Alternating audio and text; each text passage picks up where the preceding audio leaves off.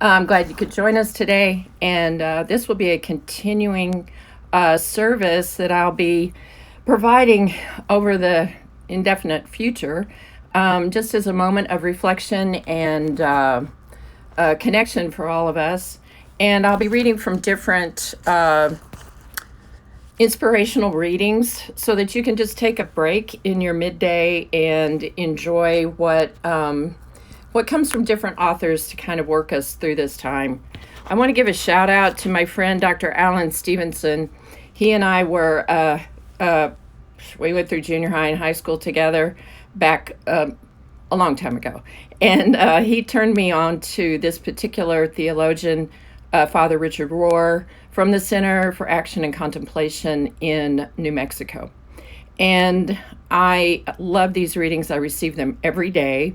And so I'd like to share with you the readings for today. I'm going to get over here a little bit closer to my computer screen so that I can read this to you.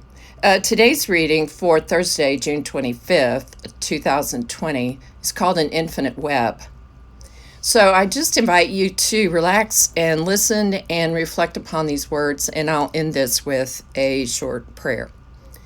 Author and Episcopal priest Barbara Brown Taylor has been writing about the intersection of faith and science for a long time.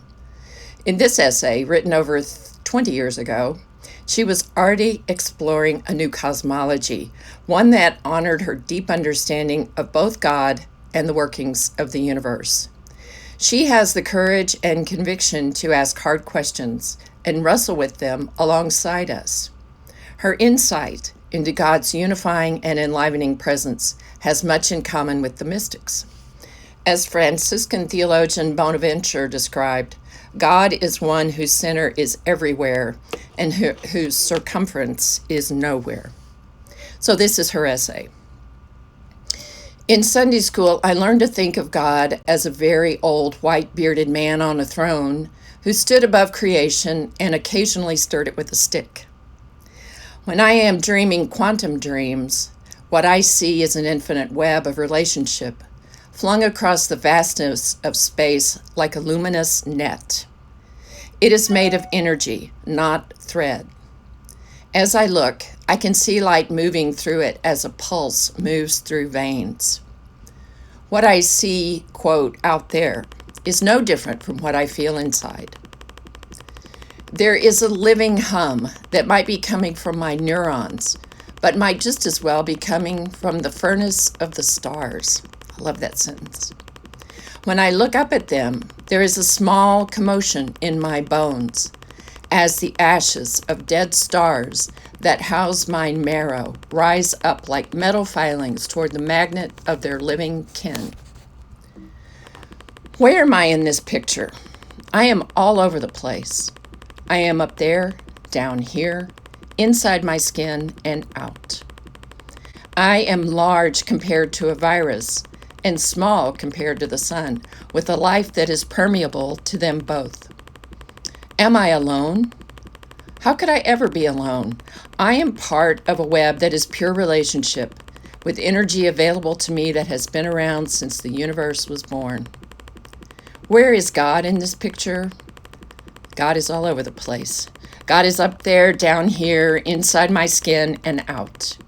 God is the web, the energy, the space, the light, not captured in them as if any of those concepts were more real than what unites them, but revealed in that singular, vast net of relationship that animates everything that is. At this point in my thinking, it is not enough for me to proclaim that God is responsible for this unity. Instead, I want to proclaim that God is the unity, the very energy, the very intelligence, the very elegance and passion that make it all go. This is the God who is not somewhere, but everywhere, the God who may be prayed to in all directions at once. This is also the God beyond all directions, who will still be here, whatever here means, when the universe either dissipates into dust or swallows itself up again. So I invite you to think about that vastness in the midst of our daily, wow, our daily preoccupation with what our lives are holding right now. It's good for us to step outside of our insulated lives and to look to the stars, to look beyond. I know that right now what's important for me is to go out on those clear nights and look at Jupiter and Mars and to remember that they're part of this great solar system that we're a part of, which is still an infinitesimal part of our galaxy and indeed the universe. So let me offer this prayer to you, and if you care to join in, just by closing your eyes and breathing along with me, I encourage you to do so. Let's connect. Oh, great love, thank you for living and loving in us and through us. May all that we do flow from our deep connection with you and all beings. Help us become a community that vulnerably shares each other's burdens and the weight of glory. Listen to our heart's longings for the healing of our world. And at this time, if you have those that for whom you are praying specifically, just add them into your consciousness. You might whisper their names so that their names are known, not just to God, but to the collective consciousness. Knowing that you are hearing us better than we are speaking, we offer these prayers in all the holy names of God. Amen. Please join me next week at 1 o'clock on Thursday, and I'll be glad to share this time with you. Signing off.